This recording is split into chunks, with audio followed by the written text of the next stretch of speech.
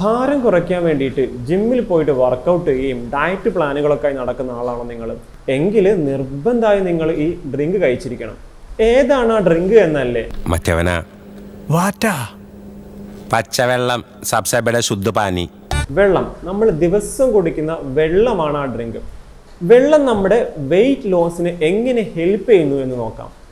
ഒന്നാമത്തേത്, നമ്മുടെ ബോഡിയിൽ കൃത്യമായിട്ട് വെള്ളം ഉണ്ടെങ്കിൽ നമ്മുടെ മെറ്റബോളിസം സ്പീഡായിട്ട് നടക്കും.